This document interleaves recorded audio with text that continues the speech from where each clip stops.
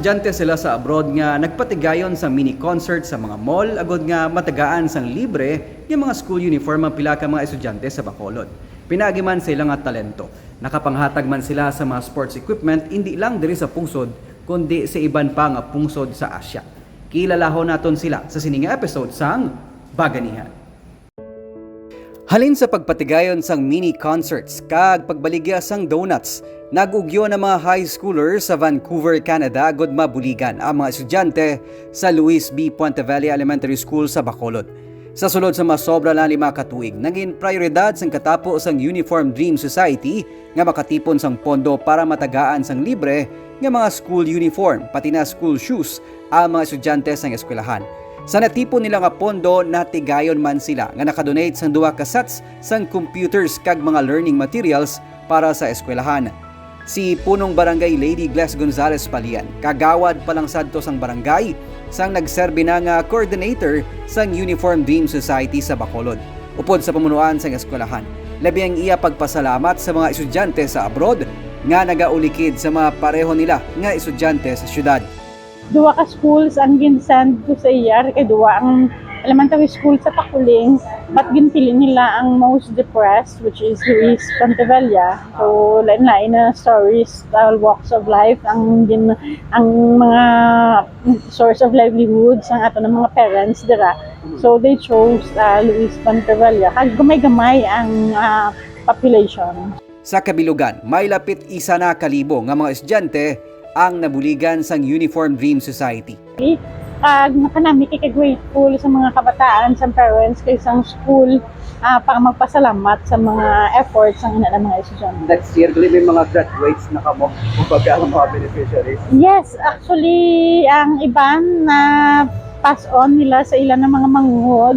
Si Jerica Marie Caduhada, isa sa mga miyembro sang Uniform Dream Society. Istorya ni Jerica, siyam pa lang siya katuig sang nag-migrate ang iya pamilya sa Canada.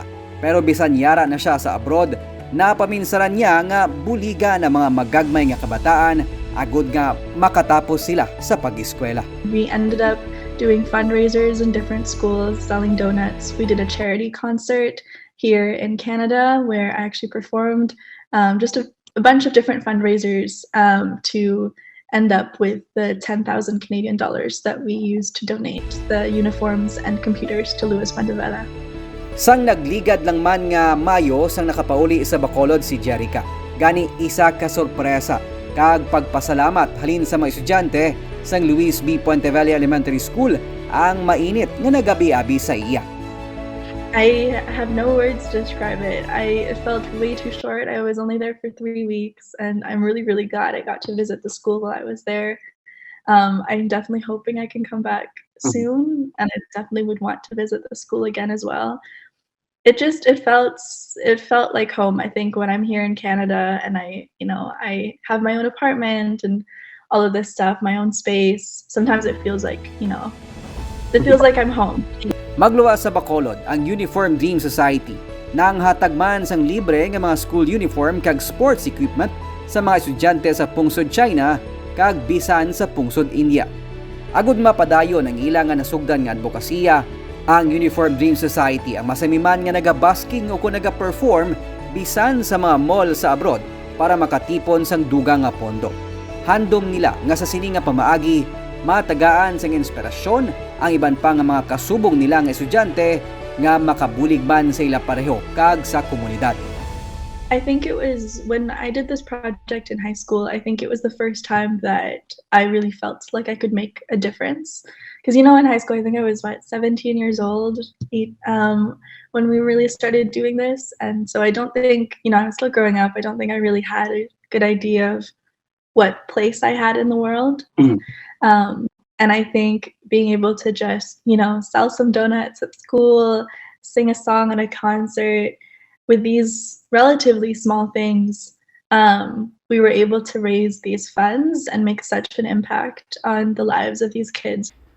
Sa bulig man sa ilang mga donors kag sponsors, handom sang grupo nga mapalapnag sa iban pa nga mga pungsod ang nasuguran nga programa nga nagatuyo man mapasanyog ang edukasyon. Hindi mo kinahanglan mangin gamhanan o kon may ikasarang agod makabulig sa imo isig katawo. Bisan ako o kon ikaw, pwede mangin baganihan. Ako si Nico Delfin, magadala sa mga istorya sang paglaom kag pag-asa sa kada simana.